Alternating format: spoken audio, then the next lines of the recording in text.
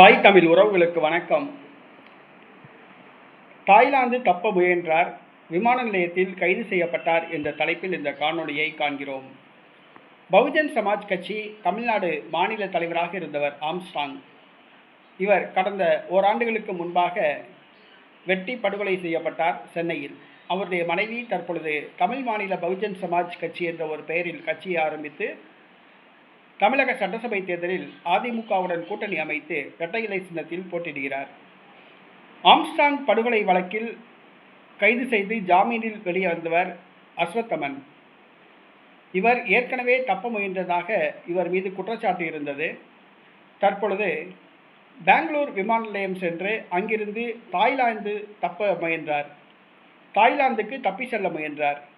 Look out notice விடப்பட்டிருந்தது. பெங்களூர் காவல்துறையினர் அவரை சுற்றி வளைத்து விமான நிலையத்தில் கைது செய்தனர். சென்னை போலீசாரிடம் ஒப்படைக்கப்பட்டார். விசாரணைக்காக சென்னை போலீசார் அழைத்து செல்கின்றனர். ஆம்ஸ்ட்ராங் படுகொலையில் இன்னும் மர்மம் நீடிக்கிறது. எதற்காக, யாரால் படுகொலை செய்யப்பட்டார் என்ற மர்மம் நீடிக்கிறது. திமுக ஆட்சியில் நீதி கிடைக்குமா என்பது கேள்விக்குறி. ஆட்சி மாறினால் நீதி கிடைக்கலாம் என அவரது மனைவி நம்புகிறார். தற்பொழுது பெங்களூரில் ஆம்ஸ்ட்ராங் கொலை வழக்கில் குற்றம் சாட்டப்பட்ட அஸ்வத்தமன் விமான நிலையத்தில் வைத்து சுற்றி வளைத்து கைது செய்யப்பட்டுள்ளார். தாய்லாந்துக்கு அவர் தப்ப முயன்றதாக கூறப்படுகிறது.